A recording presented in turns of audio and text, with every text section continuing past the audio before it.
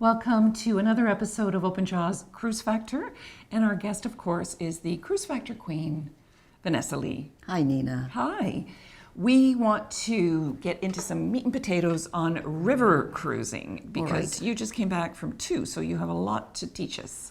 Yes, actually, it was interesting because it was the first time I've gone back to back, literally, a day apart with two different brands. So first week I was on Emerald Waterways, and that was my very first time on one of their ships. So that I'm was not familiar with that brand at all. Oh, really? It's a sister to Scenic. But I've never experienced it. So right. Yeah.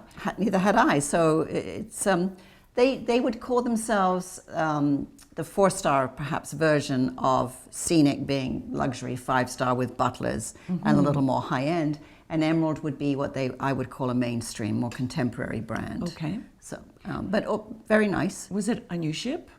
No, it was, I think she was 4 years old or something. Okay, so relatively new. Yes, I mean, the brand has only been out 5 or 6 years, I think, so. How did you experience it?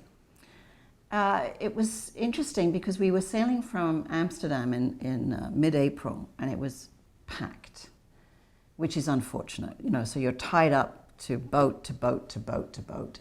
Because everybody wants to see the tulips. Exactly. Keukenhof Gardens was a big draw. But we then sailed out and about, which was lovely. And we went to some places in Holland that I had never been to. One was called Vera, Veere, which if you ever get a chance to go, do so. Charming. So we were seeing a few new places, and their tours I found were excellent. It's definitely not trying to be an upscale, upmarket brand. It is very contemporary, it's very mainstream. And the rooms are very small. They're compact. I see. You could do 6 things at the same time and not move, one of those. But so was that was a little comfortable though. The atmosphere, the yes, service you felt at home. Yeah. That's really important. Yes, and it's so particular to one's taste and style. Because let me go to the next week. I went on an old favorite, Avalon Waterways, on the imagery. Are you a godmother to Avalon ship? Perhaps I am. Yes.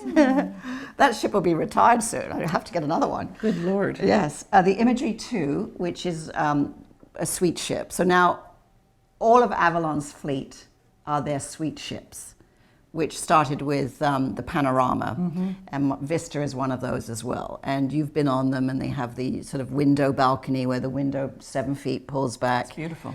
And I personally do not believe you need a river ship, a balcony on a river ship. You don't need it for a whole bunch of reasons. And I can tell you on the Emerald Waterways one, sadly, every day I woke up, I was docked next to someone else's stateroom. It was so frustrating. But that has nothing to do with the product itself. No, except, and I'm actually writing an article about this shortly for a B2B, that too many ships at the same time are in the same place. So I'm a little concerned about river in general, in the sense that I want them to tell me, what are you doing about this? How can you sail on a different day? How can you go to places like Vera? Or with Avalon, we sailed out of Luxembourg. I see. Well, who does that? Right. It was terrific. Little tiny town in Luxembourg, and then we sailed down the Moselle. But if you want to, which is a lovely river, lovely, I love the Moselle. But if you want to do the Danube, which is absolutely breathtaking. It's my favorite. You're going to have a lot of Yes, ships. There is capacity, a lot of it. It is. So I think what a lot of these river cruise companies are doing, and I applaud them for this, and there's always a growth phase in every industry where it becomes a little log jammed. And I think that's where river ships are right now. You've got to find new destinations, new ports. You've got to work with that little local town or place and build a nice dock that you are going to be in that dock. You're going to have prime position. You're going to be against the dock wall or against the esplanade or the promenade. And ideally, so people have a view on both sides of the ship so that you can actually open your drapes in your room. I couldn't open my blind. It was that bad. And that annoys me. So, but that's not necessarily any cruise line's fault, any river cruise line's fault. It's the state of the union right now. So this has to be looked at. And as I say, I'm discussing a lot with them right now, and I'm writing this article, sustainability on the rivers. how many people go and when, how do you dock, where do you, how do you get priority placement? Because I think it's going to become frustrating for people, particularly the guests who have been on a few river cruises, and they're now going, what's happening? The rivers are a little crowded. Yeah. Which is why the Moselle or the Rhone, and now the Douro is getting busier because it's not as crowded, but it's still not very crowded. Moselle has amazing wine too. It does indeed. Delicious wine. It's Undiscovered because all small little vineyards, right? Run by a family. They may only produce so many bottles, but really, really lovely. So I want to see the river cruises bonding more so with the people on the land and these little towns and places, and not having, I mean, you have to go see the marquee ports. I get that. People don't want to miss those.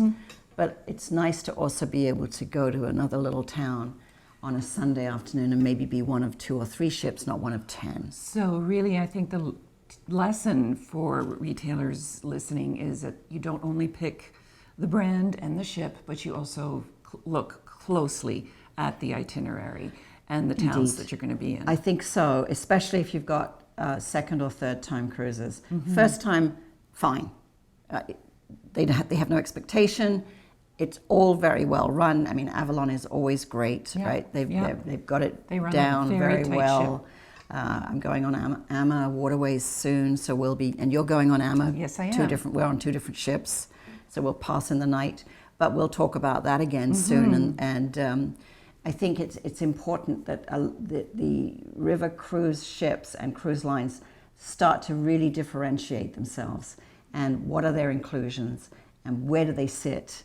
And what is the guest expectation? And what is the travel advisor expectation? We should do a whole thing on this more so because I think it's important. Yeah, I do too. Yeah, and we should do the same with ocean cruising, in fact. Why not? Why not? Indeed. I can just wax lyrically about all of this ad infinitum, as one knows. Thanks, Vanessa. You're welcome, Nina. Nice to see you again. It's been too long. I know. It's been I've a got to while. stop traveling for a bit. Please. Yes. Slow down. Thank you.